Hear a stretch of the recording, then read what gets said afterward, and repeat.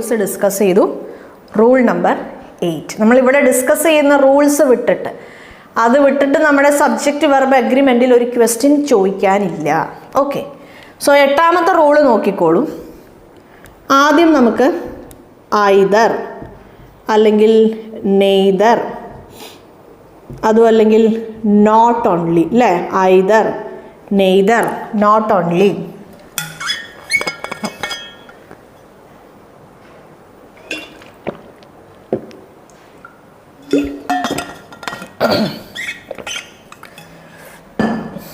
പിന്നെ നമുക്ക് നമ്മുടെ സബ്ജക്റ്റ് 1, പിന്നെ നമുക്ക് നമ്മുടെ സബ്ജക്റ്റ് 1 പ്ലസ് ഓർ അല്ലെങ്കിൽ നോർ, അതും അല്ലെങ്കിൽ ബട്ട് ഓൾസോ അല്ലേ. റെസ്പെക്റ്റീവ് ആയിട്ടാണ് ഞാൻ എഴുതിയേക്കണേ. ഐദർ ആണെങ്കിൽ ഓർ വരും, നെയ്തർ ആണെങ്കിൽ നോർ വരും, നോട്ട് ഓൺലി ആണെങ്കിൽ ബട്ട് ഓൾസോ വരും. ആ കറക്റ്റ് ഓർഡറിലാണ് ഞാൻ എഴുതിയേക്കണേ. പ്ലസ് സബ്ജക്റ്റ് 2 ഇങ്ങനെ ആണെങ്കിൽ, അപ്പോൾ ഈ ഒരു ഫ്രേസിൽ നമ്മൾ സബ്ജക്റ്റായി കൺസിഡർ ചെയ്യുന്നത് സബ്ജക്റ്റ് 2നെയാണ്. സബ്ജക്റ്റായി നമ്മൾ കൺസിഡർ ചെയ്യുന്നത് സബ്ജക്റ്റ് 2നെയാണ്. അപ്പോൾ വെർബ് ആർക്കനുസരിച്ചായിരിക്കും വരുന്നത്? വെർബ് നമ്മുടെ സബ്ജക്റ്റ് 2നനുസരിച്ചായിരിക്കും വരുന്നത്. അപ്പോൾ പ്രൊനൗൺ ആർക്കനുസരിച്ചായിരിക്കും വരുന്നത്? പ്രൊനൗണും നമ്മുടെ സബ്ജക്റ്റ് 2നനുസരിച്ചായിരിക്കും വരുന്നത്. നമുക്കൊരു എക്സാമ്പിൾ നോക്കാം. either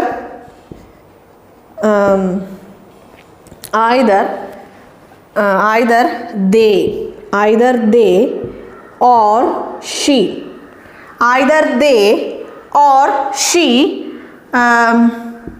go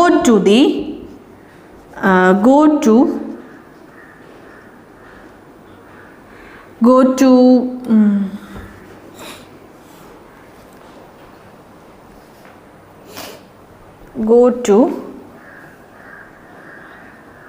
seminar hall. Either they or she go to seminar hall,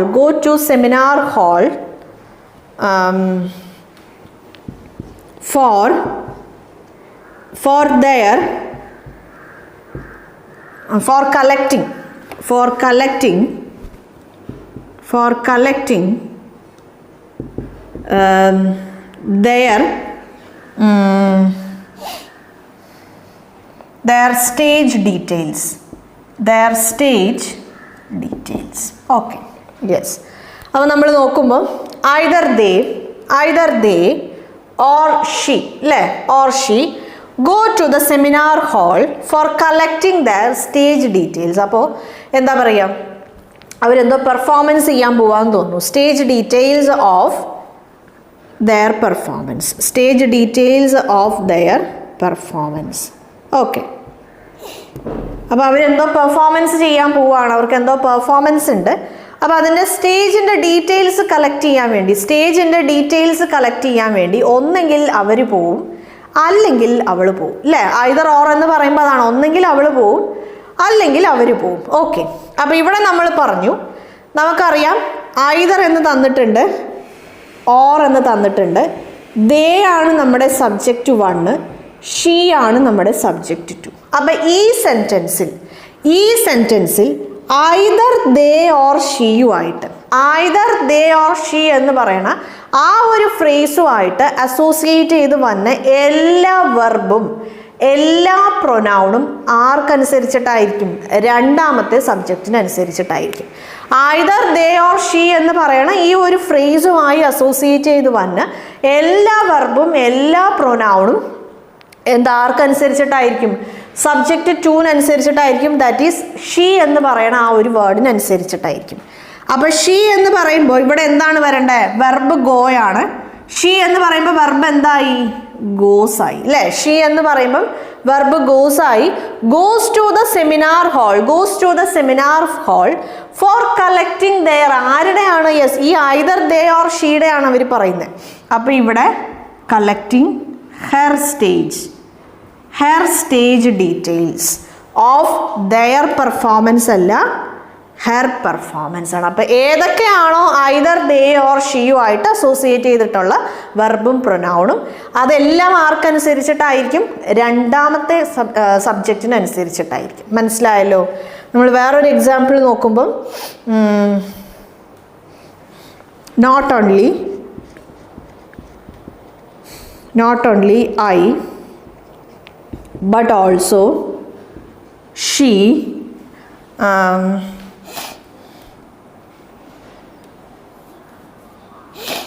not only I but also she is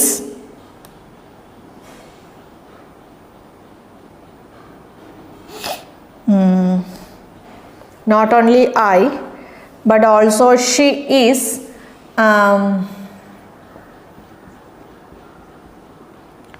is talking to not only I but also she is അല്ല she are എന്ന് കൊടുക്കാം. she are talking to our teacher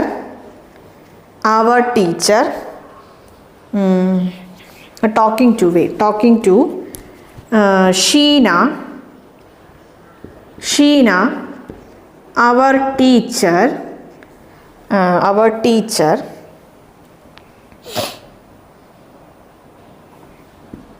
who taught us in LP school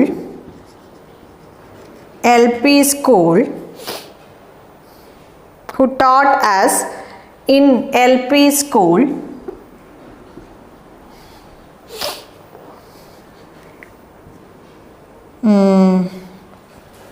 who taught us in LP school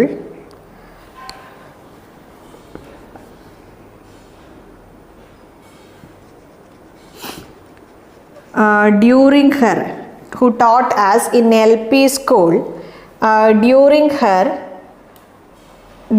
വേണ്ട in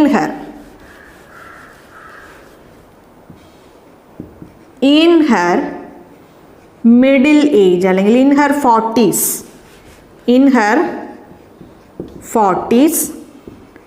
now retired as she reached her 60s okay. ഇതാണ് നമ്മുടെ sentence. നോക്കിക്കോളൂ. Not only I but also she are talking to Sheena. അപ്പോൾ എന്താണ്? ഞാൻ മാത്രമല്ല, അവളും ഷീനയോട് സംസാരിച്ചുകൊണ്ടിരിക്കുകയായിരുന്നു. ഷീന അവർ teacher who taught us in LP school അല്ലേ? അപ്പോൾ ആ ടീച്ചർ, ഞാൻ മാത്രമല്ല, അവളും സംസാരിച്ചുകൊണ്ടിരിക്കുകയായിരുന്നു ഷീനയുടെ കൂടെ. ഷീനയ്ക്ക് എന്താണ് പ്രത്യേകത? ഷീന ആരാണ്? ഞങ്ങളെ ഞങ്ങളുടെ എൽ പി സ്കൂളിൽ പഠിപ്പിച്ച ടീച്ചറാണ്. ആ ടീച്ചറിന് എന്താണ് പ്രത്യേകത? who taught us in LP school in her 40s. ആ ടീച്ചറിൻ്റെ 40കളിൽ ഞങ്ങളുടെ LP സ്കൂളിൽ പഠിപ്പിച്ച ആ ടീച്ചർ ഇപ്പോൾ റിട്ടയറായി. As she reached her 60s. ഇപ്പോൾ റിട്ടയറായി. അതായത് ആ ടീച്ചറിന് 60 വയസ്സായപ്പം ആ ടീച്ചറിന് ഇപ്പോൾ 60 വയസ്സായി. സോ അതുകൊണ്ട് ആ ടീച്ചർ എന്തായി? ഇപ്പം റിട്ടയറായി എന്നാണ് പറഞ്ഞിട്ടുള്ളത്. നോക്കാം. Not only I but also she എന്ന് പറയണതാണ് നമ്മുടെ ഫ്രേസ്. ഇതാണ് നമ്മുടെ ഫ്രേസ്. സോ ഇതിൽ നോട്ട് ഓൺലി ഉണ്ട്, അതേപോലെ ഐ ആണ് നമ്മുടെ സബ്ജക്റ്റ് 1, ഷീ ആണ് നമ്മുടെ സബ്ജക്റ്റ് 2. അപ്പോൾ ഏതൊക്കെ വെർബാണോ അല്ലെങ്കിൽ ഏതൊക്കെ പ്രൊനൗണാണോ നമ്മുടെ ഈ ഫ്രേസുമായിട്ട് അസോസിയേറ്റ് ചെയ്ത് കിടക്കുന്നത്, അതെല്ലാം ആർക്കനുസരിച്ചിട്ടായിരിക്കും? സബ്ജക്റ്റ് 2-നനുസരിച്ചിട്ടായിരിക്കും അല്ലേ? അതെല്ലാം ആർക്കനുസരിച്ചിട്ടായിരിക്കും? സബ്ജക്റ്റ് 2-നനുസരിച്ചിട്ടായിരിക്കും. അപ്പോൾ ഇവിടെ not only I but also she are talking to Sheena. ഈ ആർ ടോക്കിംഗ് എന്ന് പറയുന്ന ആക്ഷൻ ചെയ്യണത് ആരാണ്? ഐയും ഷീയും ആണ്. സോ ഈ ആർ ആരുമായിട്ടാണ് അസോസിയേറ്റഡ്? ഈ ഫ്രേസുമായിട്ട് അസോസിയേറ്റഡ് ആണ്. Talking to Sheena our teacher. ഞങ്ങളുടെ ടീച്ചറാണ് ആരുമായിട്ടാണ് അസോസിയേറ്റഡ്? ഈ ഫ്രേസുമായിട്ടാണ്, നോട്ട് ഓൺലി ബട്ട് ഓൾസോ അതുമായിട്ടാണ് associated. Teacher who taught us, അവരാരെയാണ് പഠിപ്പിച്ചത്? ഞങ്ങളെയാണ് പഠിപ്പിച്ചത്. സോ അഗെയിൻ ഈ അസ് ആരുമായിട്ടാണ് associated? I but also she, not only I but also ഷീയുമായിട്ട് അസോസിയേറ്റഡ് ആണ്. ഇൻ എൽ പി സ്കൂളിലാണ് പുള്ളിക്കാരത്തി നമ്മളെ പഠിപ്പിച്ച സമയത്ത് ആ ടീച്ചറിന് എത്ര വയസ്സായിരുന്നു? 40 വയസ്സായിരുന്നു. ആ ടീച്ചറിന് 40 വയസ്സായിരുന്നു. ഹെർ ആരുമായിട്ടാണ് associated?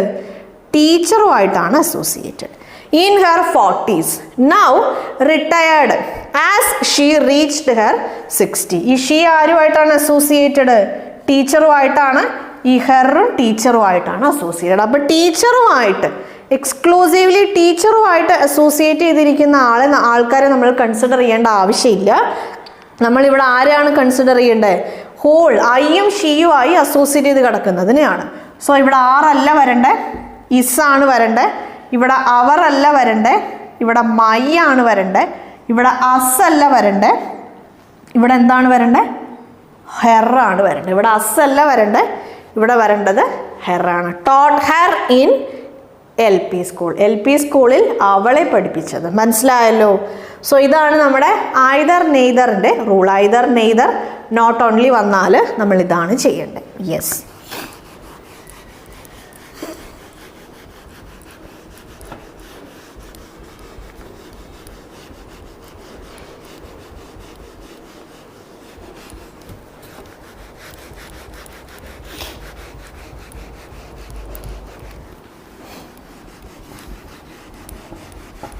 either or, neither nor, not only but also, subject 1 subject 2 വന്നാൽ നമ്മൾ ഫോളോ ചെയ്യേണ്ടത് ഇതാണ്. യെസ്.